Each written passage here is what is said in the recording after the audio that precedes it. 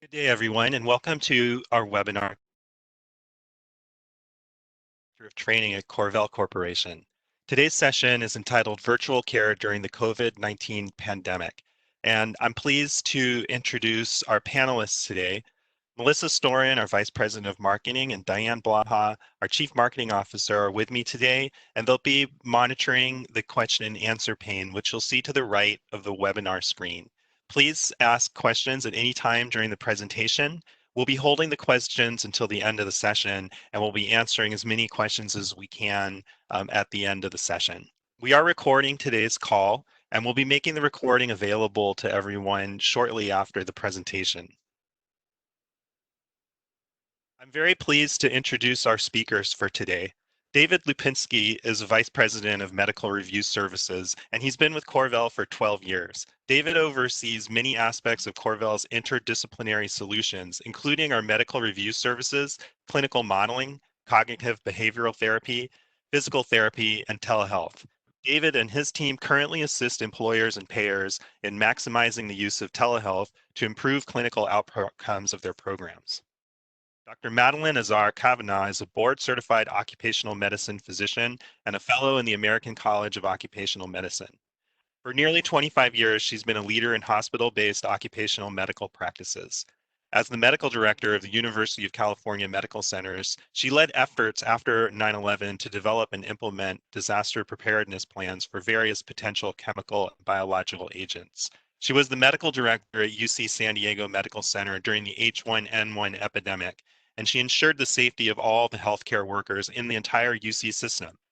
She was medical director over 7 hospitals in the Mount Sinai University system during the Ebola crisis, and she was instrumental in implementing safety and training measures for over 34,000 health system workers. Currently, Dr. Azar-Cavanagh advises other healthcare systems and the public on how to stay safe and prevent the further spread of the COVID-19 coronavirus. Dr. Azar-Cavanagh currently serves as the medical director for Corvell's virtual occupational medicine practice. Thank you, David and Dr. Cavanagh, for talking with us today. Well, thank you, Matt.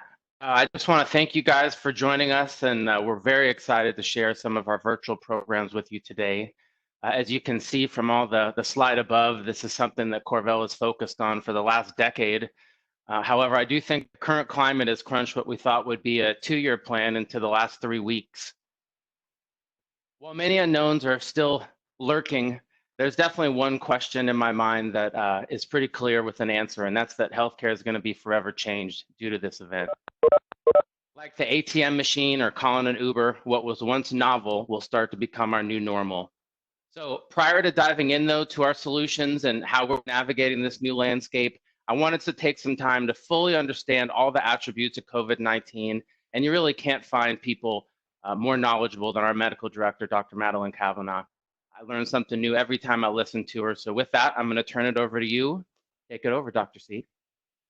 Okay. Hi, Dave. Thank you. And I'm pleased to have this opportunity to speak with you all today. As you know, we've been bombarded with an overwhelming amount of information on the COVID-19 virus. And I'm hoping today to give you a brief summary of what we in the medical community understand at this point. COVID-19 is a coronavirus. The bad news is that this virus is a completely new strain of virus to humans, which means that we have no pre-existing immunity. The ugly part is that this virus is far more contagious and causes more fatalities than prior coronaviruses like SARS or MERS. The viral particle itself is covered by a protective layer of lipid or fat. The good news is that this lipid shell is very fragile and is easily disrupted by soap and water, hand sanitizers, and disinfectants. Next slide. This chart summarizes the major differences between this strain of coronavirus, the seasonal flu, and the common cold. It can take as few as 2 to as many as 14 days after exposure to the COVID-19 virus for the first symptoms to develop.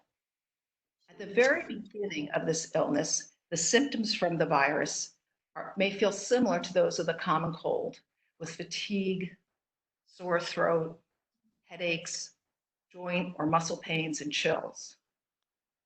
In a small percentage of cases, the first symptoms may be gastrointestinal in nature, with complaints of abdominal pain, nausea, vomiting, and diarrhea.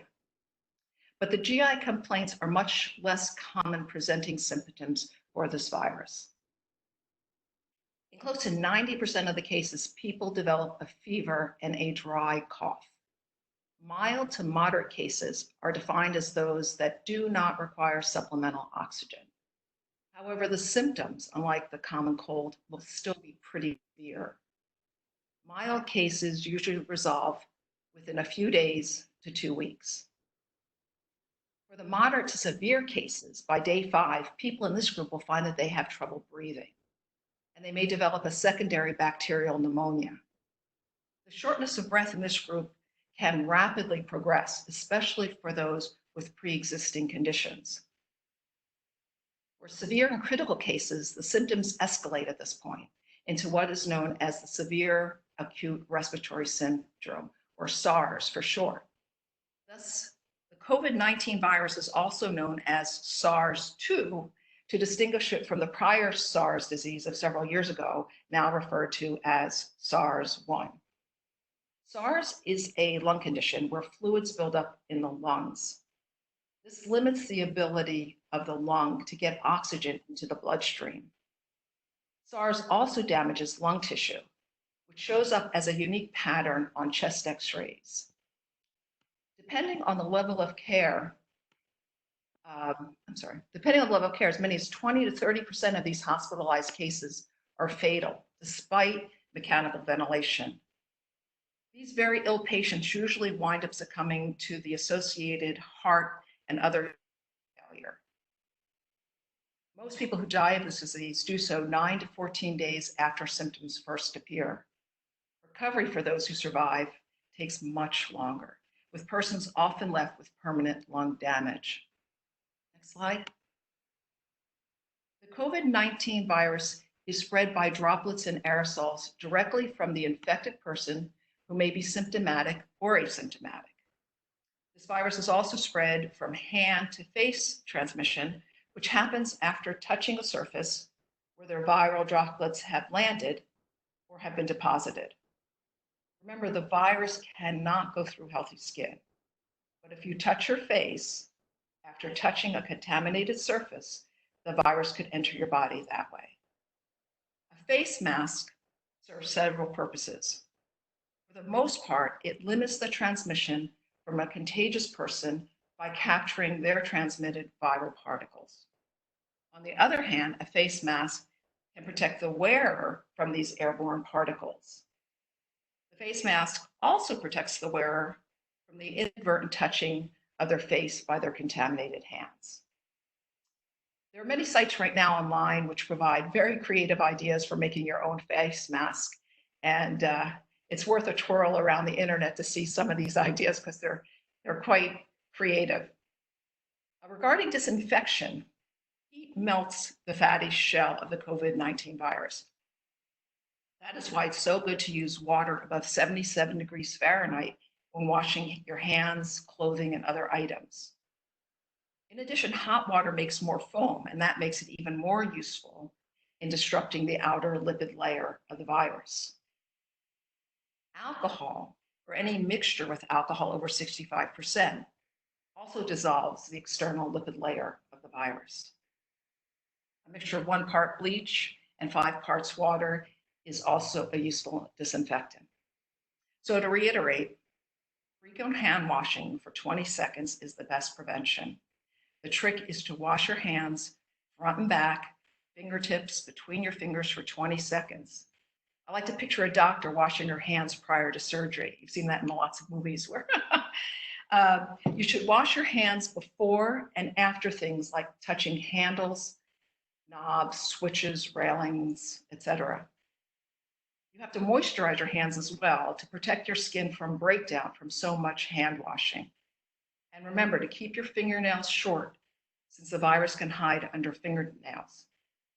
It should be noted that unlike bacteria, no bactericide or antibiotic will kill the virus.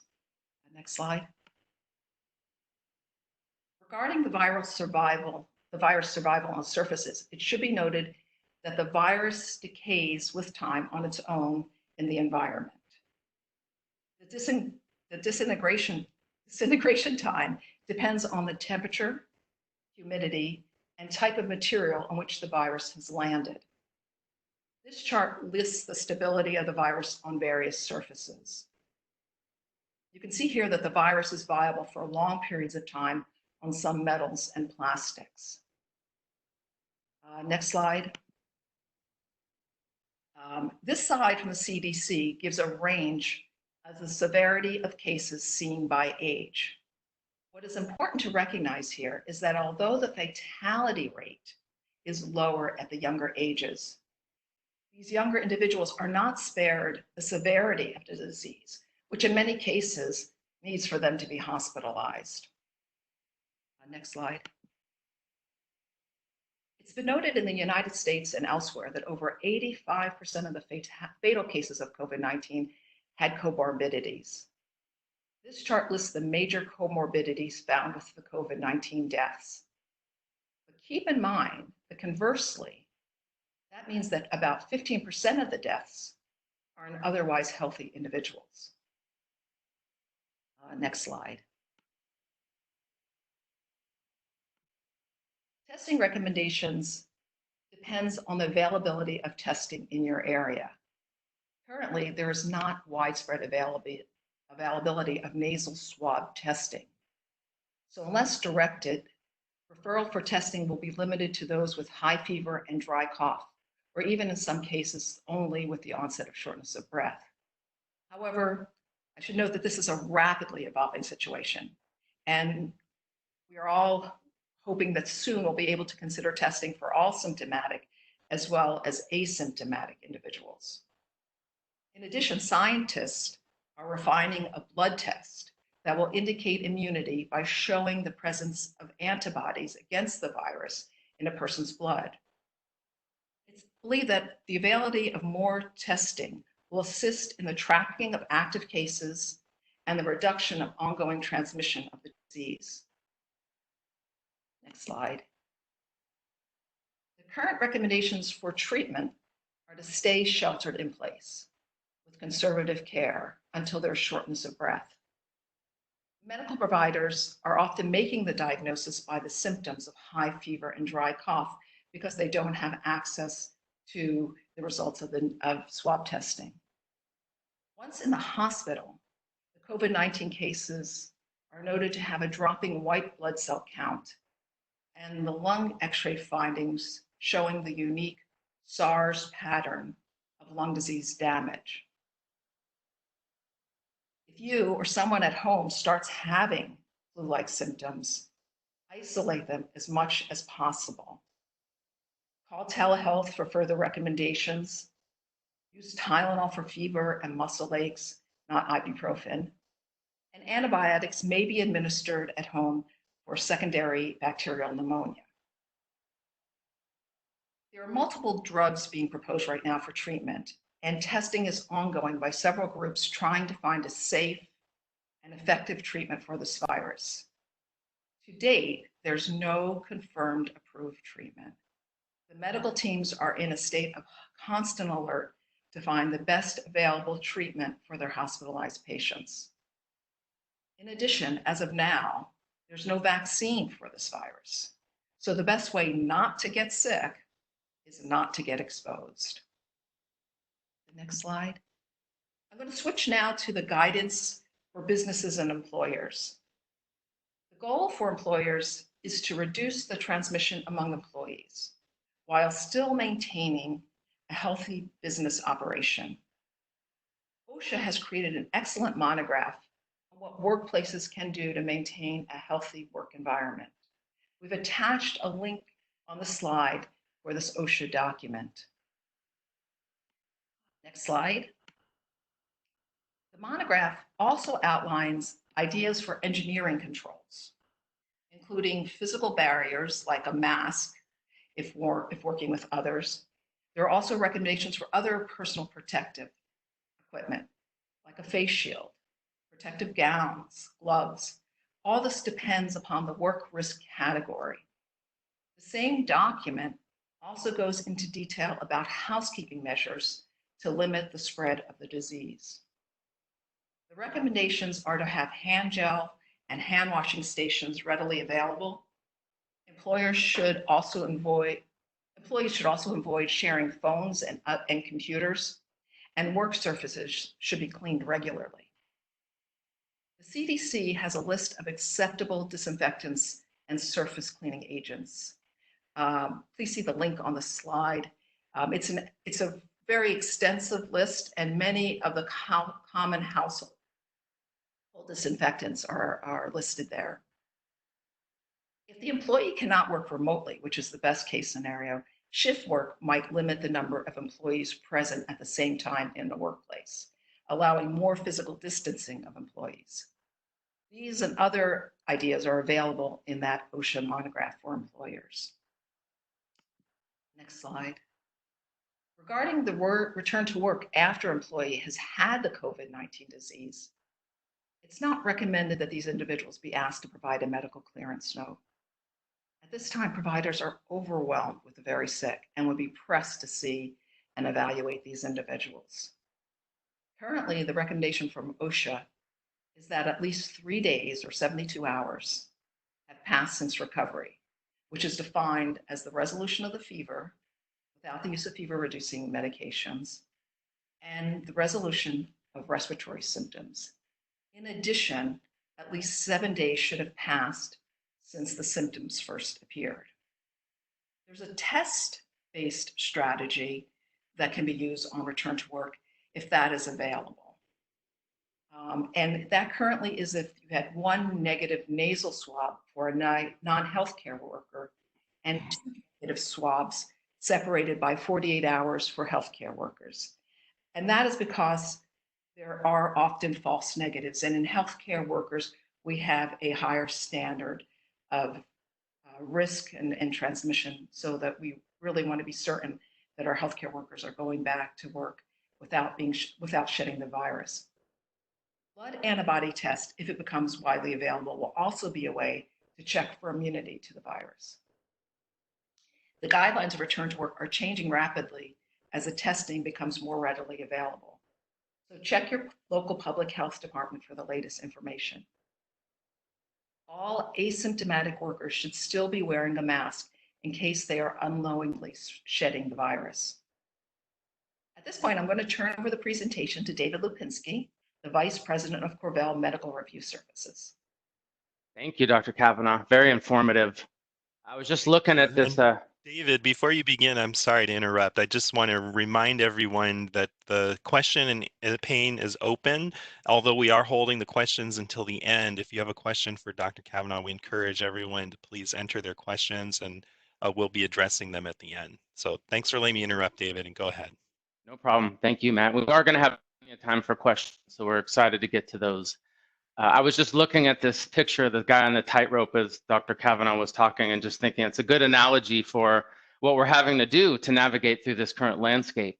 So really what I want to focus on is I'm going to highlight 3 areas where telehealth can assist us in this current environment. And really they all stem from not being bound by geography. So the first is, as we've seen with heat maps, highlighting where this pathology is spreading the fastest, we can see it's hitting some areas much harder than others. Right? New York being a prime example. This is in turn has created pockets where provider bandwidth is extremely limited, and both at the front lines with inundated ERs, but also with non-emergent care. And this is an area where telehealth can really assist its load balancing. So are licensed in that state, we can bring providers from other geographical areas to assist, especially with the non-emergent care. We've had a lot of questions, and we were actually hoping for more of this about loosening of state licensure. The requirements for physicians in order to treat in the state is really governed at the state level, the state medical board level. We have seen some loosening of the requirements, but a lot of times there's a lot of caveats. Some of them are even say treatment has to be specific to COVID-19. So it's very limiting. So right now we are requiring that they do have that same state licensure, but this is really essential. It's now more important than ever to really reduce the burden on the ERs. We never want our patients in the ERs, but especially now And we have other providers that are really limited in their accessing their existing patients. So leveraging telehealth to assist with all non-emergent care, whether it's COVID related or not, can really bring great relief to these overburdened areas. Next, as we all practice our social distancing, something that I'm sure we're all growing tired of, the second area that telehealth can assist with continuing is mitigating exposure while still providing care. So I want to talk about a couple of different pathways for telehealth that we've adjusted to just accommodate this current landscape. So we'll go ahead and go to the next slide, Matt. We're going to talk a little bit about intake and new injuries, and this has been a cornerstone for Corvell over 10 plus years. This is something we've really been developing. And we've done triage for over 12 years. We've done telehealth for over 5 years. But as we started this, we didn't want to add telehealth to our intake model. We wanted to be more than that. We wanted to be a virtual OC clinic. And really what that means is we wanted the providers in telehealth to be able to have the same tools that they have in the brick and mortar setting. So if they can't do those same things, really what we found telehealth to be was physician level triage. So a good example, let's walk through this, is, we see musculoskeletals as one of the primary injuries types that we have in occupational medicine. And so one of the primary modalities to treat musculoskeletal is physical therapy. And so here for physical therapy, I already need bidirectional communication. I need to make sure that I can send a note to the physical therapist, and as we're doing follow-up care, we can get notes back from the physical therapist so we can make decisions as to next steps. But how do we manage that in the current climate? So what we've done is we've added in virtual PT, tele-PT. And this has been something that's just grown rapidly. We are now offering this in 40 states. As we offer anything virtual, even in today's environment, it's always up to the patient as to whether they want to do this. So we used to offer this, and we would see a small patient population that wanted to do their PT virtually. We have seen that grown exponentially.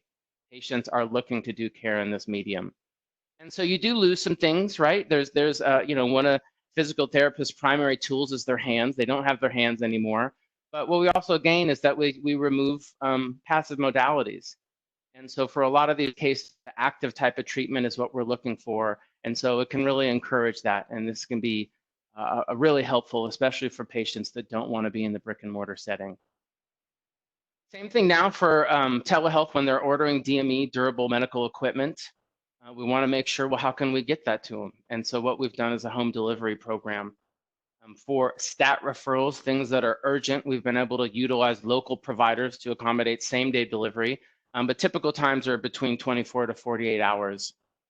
And then lastly, we've done the same for pharmacy. And so for patients that don't have a drive-through or want to have something delivered for home, we can actually accommodate that as well within the same timeframes. Let's go next slide, Matt. So this is new. This is a sad sign to see. We're all hoping this turns around. But what about cases that we're actively treating in the brick and mortar setting that either have closed, or we're getting a good majority of patients where maybe their clinic isn't closed, but they don't want to.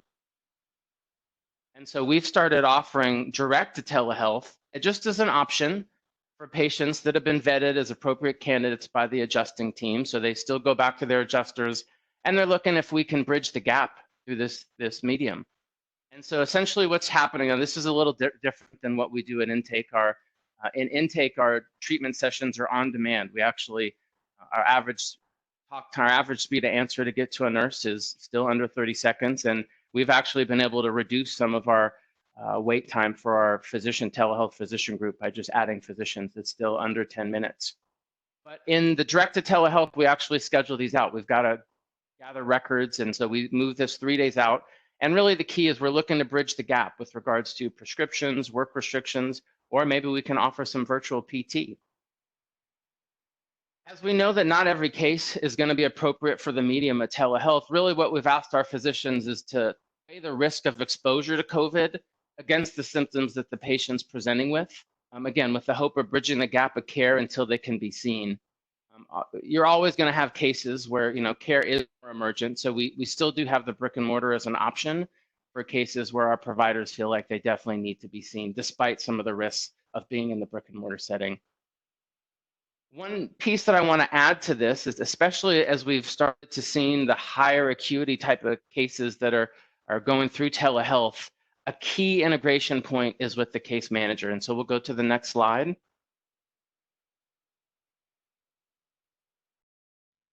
So just like the brick and mortar setting, case managers can actually attend these visits. Not only can they attend these visits, it's really encouraged. It's encouraged even by our telehealth physicians. Having someone in there to help it has really been essential. Permission is required, just like the brick and mortar setting, from the patient. But what used to require 2 hours of travel can now be done from your home. And the case managers have really been essential to managing, especially some of the more challenging cases. They can be great historians. They can assist with the follow-up care, compliance, education. It's been a great augment to the telehealth platform. And what's interesting is we're actually seeing the case managers carry this through. We're seeing a lot of case managers are continuing with virtual meetings themselves. We've seen it improve upon the relationship building that are usually done through the standard telephonic visits.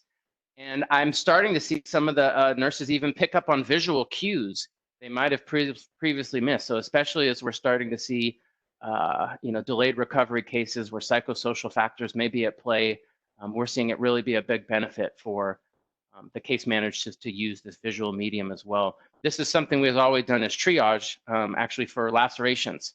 Same idea is that sometimes the visual cues can tell you a lot more than just listening to the patient present their symptoms.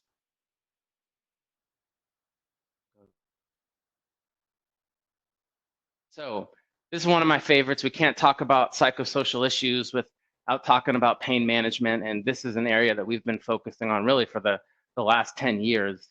And again, the goal here was, instead of just taking the best practices from an occupational clinic, and we wanted to do the same thing, but we were looking to replicate kind of what they do at best practices of these intensive outpatient pain management programs.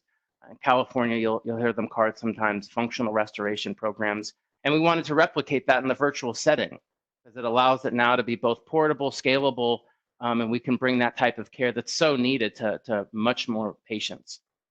So for this program, what happens is patients are typically identified through some risk factor. It could be a psychosocial identifier, could be a morphine equivalent score.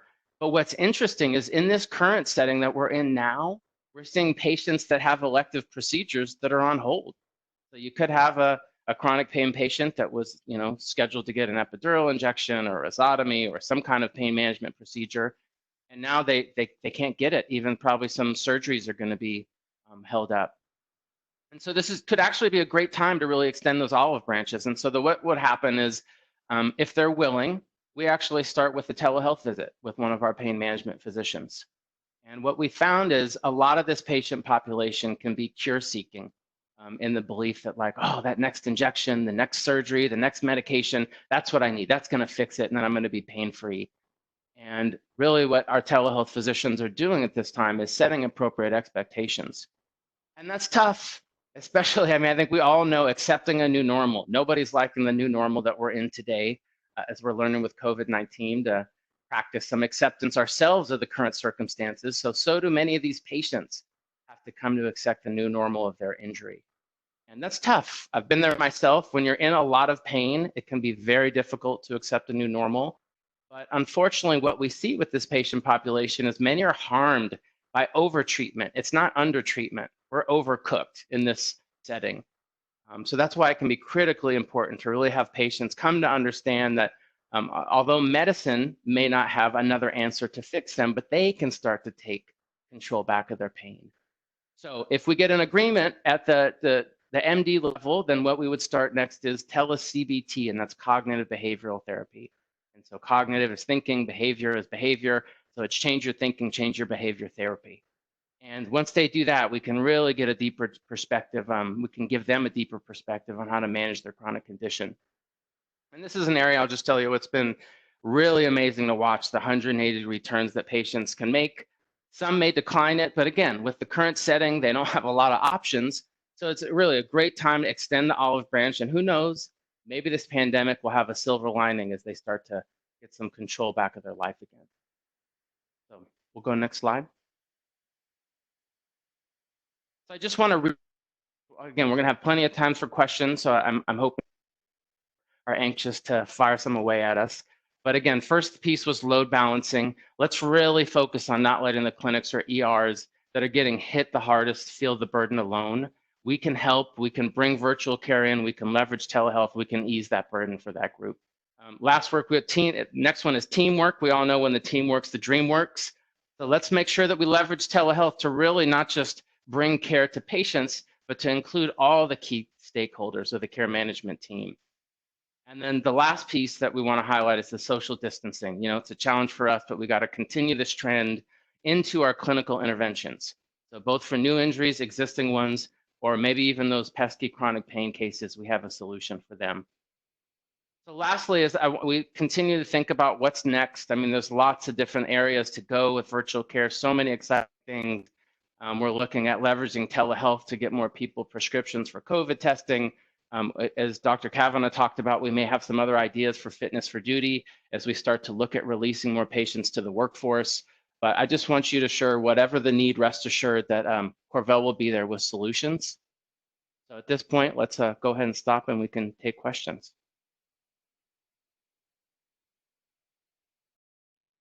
Thank you very Thanks, Dave. much. We've got quite a, oops, sorry, Matt. We've got quite a few questions from the chat pane, so we'll start off at the top. So Dr. Cavanagh, why Tylenol and not ibuprofen? There's been reports that ibuprofen has caused adverse reactions in people with the virus. So to be on the safe side, people take Tylenol. And ibuprofen and the nonsteroidals have been known to have an adverse reaction with other viruses. So this is not unique to this particular virus. So for the fevers, Tylenol would, and the aches and pains, we would recommend sticking with Tylenol. Great, thank you. And while we've got you, Dr. C, how long does the virus live on food, like an apple or potato? Well, it depends on, you know, if someone has sneezed or, you know, breathed on the fruit, you know, prior to you bringing it home. But, you know, the most prudent thing to do is to always wash your fruits and vegetables anyway before you eat them. And that's the case whether or not they have the COVID virus on them or not. So I would recommend washing fruits and vegetables in any case when you bring them home. Great. One question, new information is indicating that ventilators are perhaps actually making the infection worse by forcing the virus further into the lungs lining. If that's the case, what would be a better solution in your opinion? Well, that's true. They are finding that ventilators may be making the condition work not only by that mechanism, but they also think that it may damage the lung tissue. And they are finding that a lot of the fatalities are from these thromboembolist and coronary events, multi-organ failure, and they have been using blood thinning agents, anticoagulation, in some of these patients with good results. And so that's becoming a little bit more mainstream, and they are looking at you know, the addition of anticoagulants along with therapy, and trying to ease off having to use the really high pressure delivery of the oxygen through respirators. In your opinion, Dr. C, what is the risk of a significant resurfacing of COVID-19 in the late fall of 2020? That is a very real risk. We're hoping that by that time we will have better testing ability so that we can identify which individuals are immune, which people are asymptomatic carriers, which people are actively shedding the disease.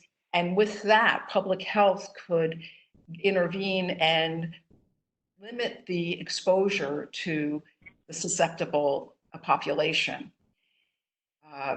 There is, you know, as in most viruses, you know, there's sometimes a lull and then it resurfaces, you know, after the summer and comes back in the fall. So that's a very real concern that we have. And we also don't want to let up on the current restrictions of movement, you don't want to do that too early because, again, you'll see a surge in cases again. So we're really trying to get that curve to lower significantly before they lift up the sheltering in place guidelines. Can someone just be a carrier and not exhibit symptoms of COVID-19? Exactly. And that is the big concern. There are studies showing that as much as 2 days before a person even has symptoms, they are shedding the virus. And there are people who have such mild cases of the virus that they don't realize that they have it and they're shedding the virus. So that is the biggest concern. I know when planes come into certain countries, they're testing all of the people as they come off the plane and isolating them. And they're finding that there's a percentage of them that have no idea that they have the infection who test positive. So that is a real risk. Dr. C, what extra precautions would you recommend for those who have comorbidities and have to work with the public during the current pandemic? Well, there have been recommendations floated out there. I don't see so much of it now because there's such a need for providers, but there was a recommendation initially that workers who are over 60 not go to the front lines in hospitals, that retired physicians stay home.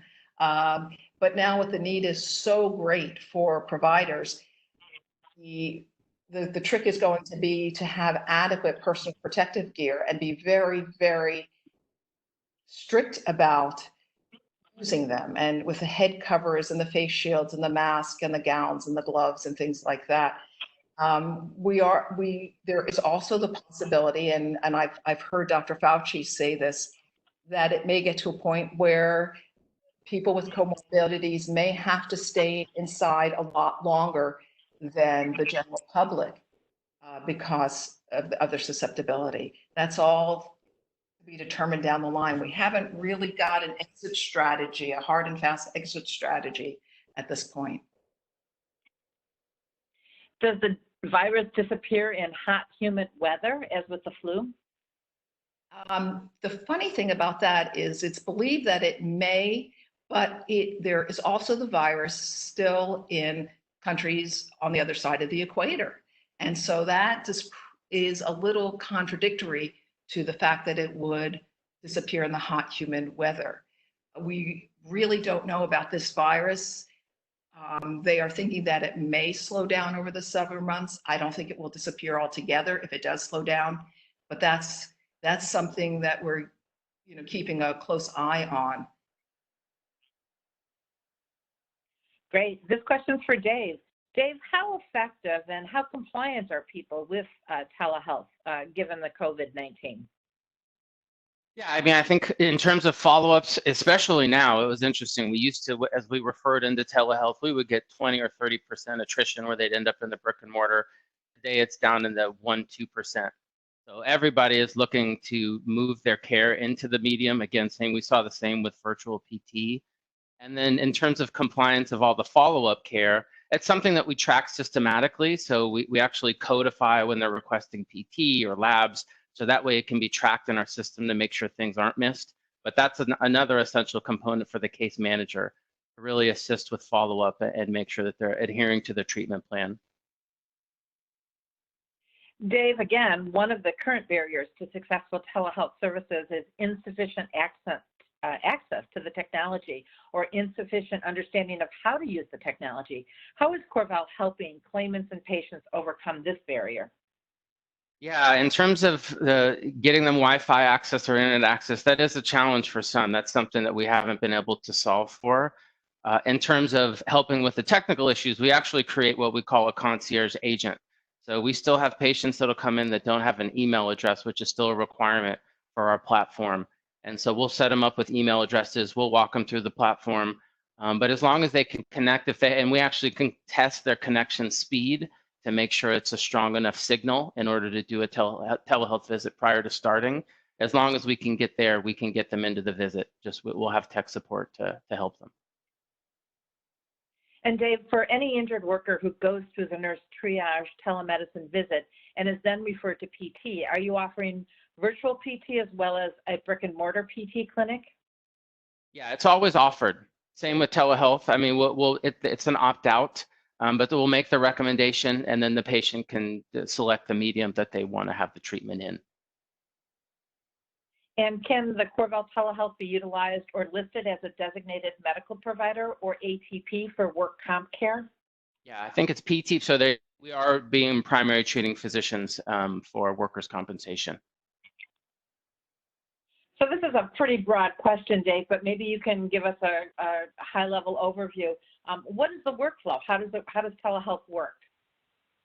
Well, we showed a couple of different ways. There's one off of intake that starts with triage. That was our biggest staple. The other place is where we're calling direct to telehealth. And so that's for the patients that maybe have their clinic is closed or they just don't want to go to brick and mortar care and they're looking to transfer care into telehealth. And so for those, it's not on demand. We have them work with their adjuster. They're going to qualify if it's the right injury type. We've also kind of counseled our physicians, again, weigh the risk reward. We're not trying to treat everything in the medium of telehealth. There's still patients that are going to present with symptoms that are more emergent than can be handled in the medium of telehealth. And so we're going to refer those out. But our providers in telehealth are reviewing medicals. And again, a lot of the goal in this is kind of bridging the gap if there's prescriptions or work restrictions or some virtual PT, things that can be ordered and done in the medium of telehealth. And then the last one is pain management, right? So for these patients that are really, this is chronic care, maybe they had a procedure they were waiting on, they're not sure what to do in the interim. And this is really leveraging telehealth to promote the biopsychosocial model for care. And Dave, what can the employers who are on the call do to get their staff more comfortable with virtual care? Yeah, I think if you have an intranet site, there's videos that we can share with you. I think we can probably craft some email communications out to your staff, but just highlighting, I mean, we've seen it even at the state level, at the federal level, but just the benefits from telehealth. And I think also letting them know that's an option. It's not something that we're trying to mandate, even for, as I talked about, the direct to telehealth. The goal isn't to force them and to keep them in the medium. As things open up and as they feel more comfortable, we're going to allow them to make the choice for where they want to have care take place. Great. And with the current COVID-19 impact to healthcare, what are you seeing as far as the wait time for telehealth visit? And has the structure you've put into place been able to keep up with the increased demand? Yeah, that's been exciting for us. I mean, it's the nice thing is that we build networks.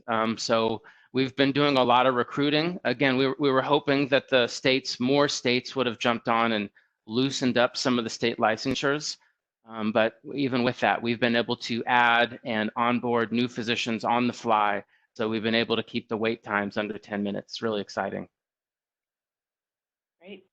Dr. C, a question for you. Do you feel that early May is a realistic goal for workers to go back to work? Unfortunately, I would love to say that early May would be a realistic time, but I really doubt it.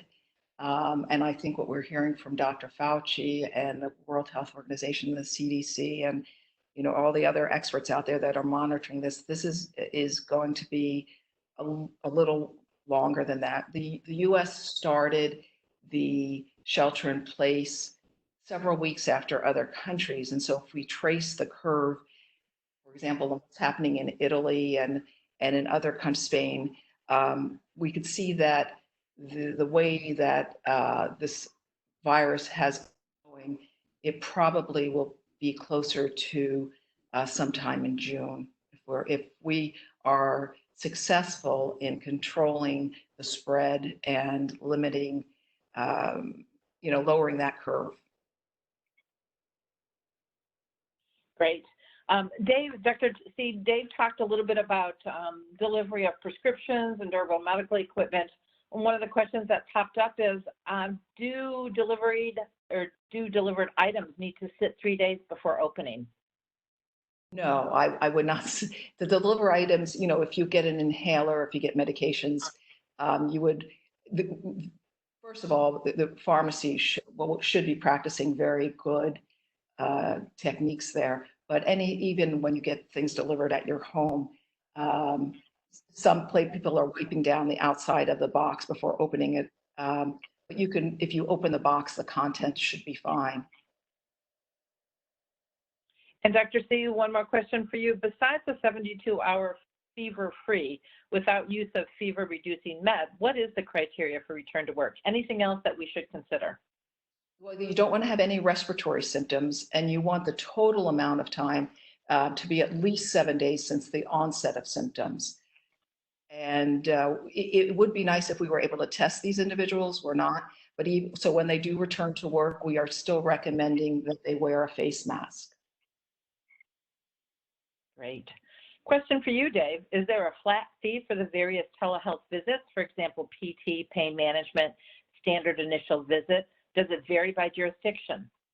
That sounds like more of a question for the salesperson, Diane. But yes, we're open to we're open to different options. Yeah, typically it does. It's so just like brick and mortar treatment, it does vary with fee schedule, but we're open to different options for how to make it the work with your program. And if an adjuster wants to have their clients use telehealth, what is the procedure that they need to follow to get their claimants access? Yeah, that's something that we'll talk through specifically with you. We want to make sure that we leave the adjuster as the gatekeeper. But usually what we'll do is we'll set up then a vanity line. So it's 1-800-YOUR-COMPANY. You can then give that to the injured worker. We're going to schedule some visits. And depending if we have access to your medical records or not, we may have to gain that from you. That is a requirement from our physicians right now. They're just not comfortable taking cases, especially direct to telehealth, without seeing previous records. So we'll need to get that at least 24 hours in advance. But we can work the workflow out together with you. We'll have a dedicated line, and we'll figure out how to obtain the records prior to those visits. Great, thank you, Dave. Dr. C, a question for you. What are your thoughts on letting the fever do its course to 102 degrees for the innate immune system to work as it's known that fever is the body's healthy response mechanism? How long is it currently taking from the beginning of the call? Oops, that's another one for Dave, sorry. Back to the fever question. Okay, so the fever question. The fever, it's interesting with the COVID, yes, a fever, does help, kill the virus in your body. And the fever has been seen to get up to as high as 104 degrees. The funny thing with this virus is that the fever waxes and wanes over time. And a lot of people will start feeling better, get up, start moving around, the fever has gone down, and then it will come back again. So the big thing is to get as much rest as possible. And I also saw a question in here about immunity and vitamins and things like that. So to eat well, make sure you have a balanced diet, and supplemental vitamins have been shown to help the immune system. So, vitamin C and vitamin D, those kinds of things, echinacea, whatever, holistically, that they could only help, they won't hurt. They won't kill the virus, they won't cure the disease, but they will help with your own immune system in hopefully fighting off this virus so your symptoms are not that severe. Great, thank you. Dave, back to you. A couple questions on states where telehealth is available or approved, and then how long is it taking from the beginning of the call to get connected to a telemed doctor? Yeah, in terms of telemedicine with an MD, we're active in every state. I think for physical therapy, I have to check. I think we're in 40. In terms of the time frame, so typically, let's start with intake. Again, average, this is average speed of answer. Getting to our nurse is under 30 seconds. The average time to get to a physician is about 10 minutes.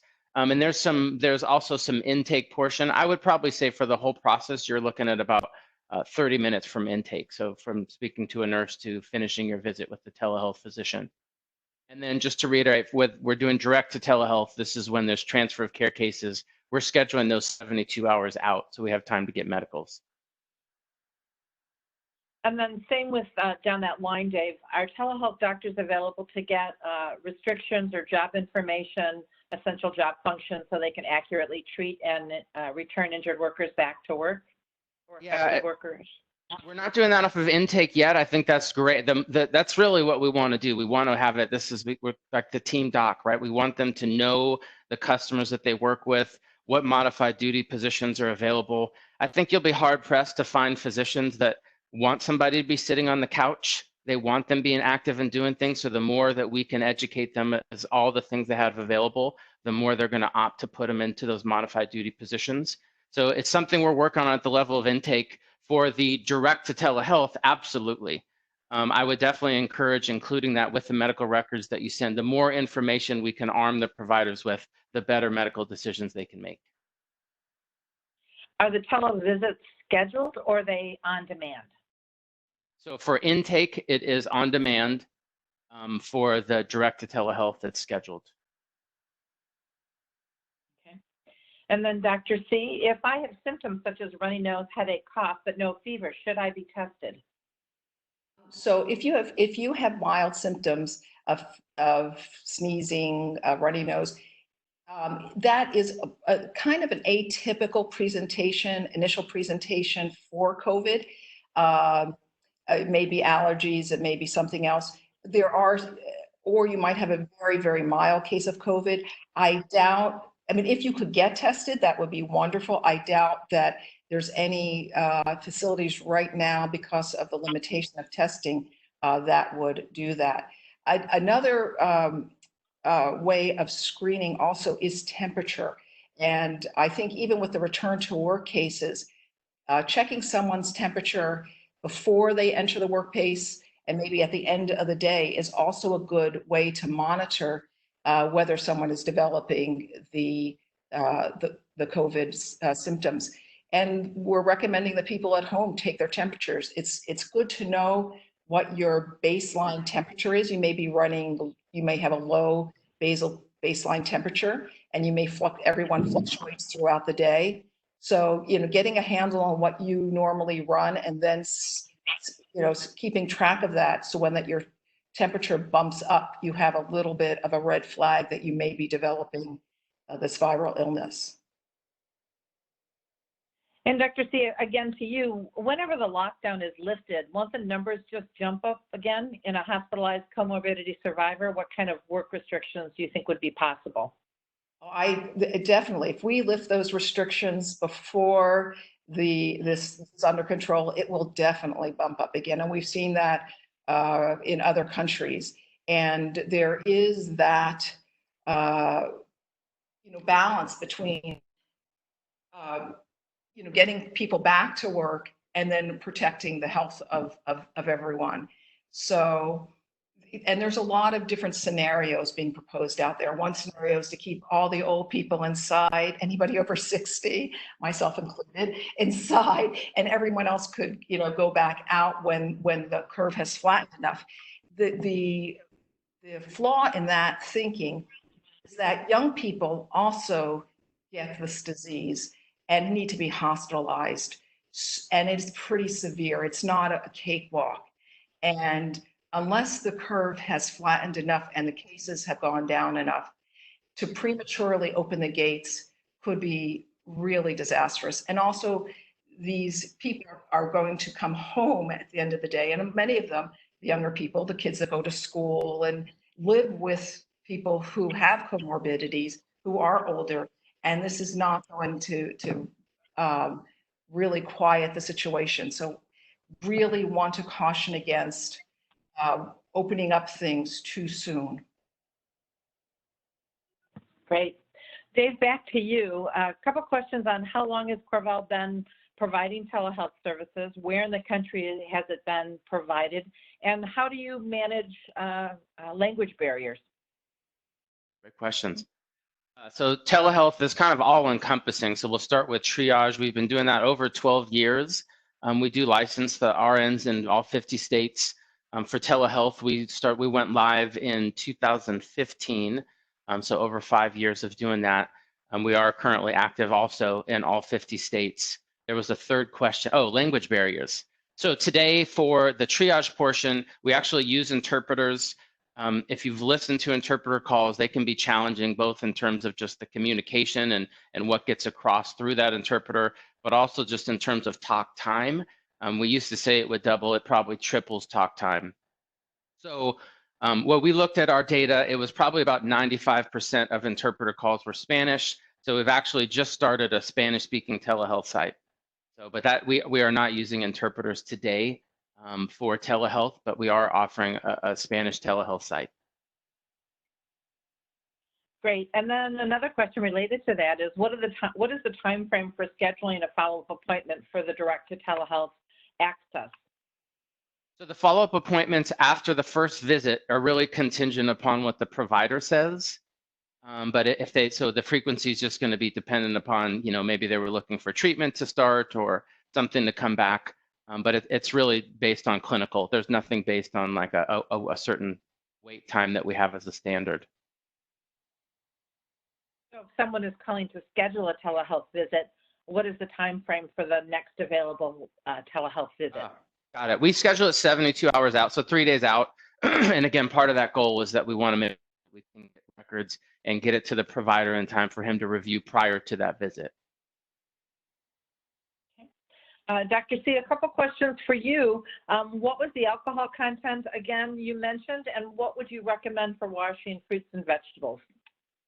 It's a 65% alcohol solution that they're saying is effective for washing fruits and vegetables. There are special soaps that you can buy for disinfecting fruits and vegetables. I use regular dish soap and water, but just make sure to rinse it off really carefully. Okay, great. Let's see here.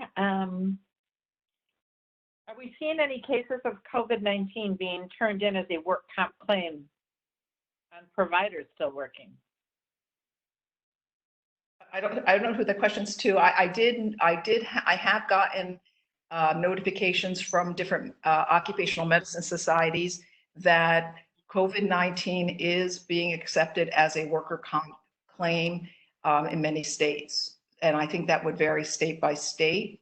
But if the individual got COVID-19 on the job, it would be considered a work-related illness. Just like if you got tuberculosis on the job or some other infectious disease on the job. And I believe there's quite a few states that have published guidelines that the claims team follows in that space. Dave, a question for you. If someone has a patient who's already sought treatment for their workplace injury and need additional treatment, will they go through the intake process or direct to telehealth care? You would still do the direct to telehealth. We're not going to need the triage. Triage is really just for new injuries. So a good example of what you just described is the chronic pain. So typically for those cases, we'll work as a secondary provider and partner with the existing PTP to assist in managing that case. And just kind of a follow-up to that, Dave, after the initial telehealth appointment, are the follow-up appointments with telehealth all scheduled, so no wait times? Yeah, they're all scheduled. Okay. And then I think just to wrap it up as we're drawing on the end of our hour, questions on will this be recorded and available? And the answer to that is yes. And I think, Matt, that kind of wraps it up, and we wrap up at the hour, at least according to my clock. And thank you very much for managing the Q&A. I would especially like to thank our presenters today, Dr. Cavanagh and David Lupinsky. Really appreciate you taking the time to present this important information. We'd also like to thank everyone who attended today. We thank you for taking part of your day out to join us with this important presentation. We've received a lot of questions today, and we will be assembling an FAQ for all of the participants so that you can have a reference point for all of the good questions that were asked. And as Diane mentioned, we have recorded the call today, and we'll be distributing a link to the recording to everyone shortly after we wrap things up today. So once again, thank you again for joining us, and we wish you a pleasant rest of your day.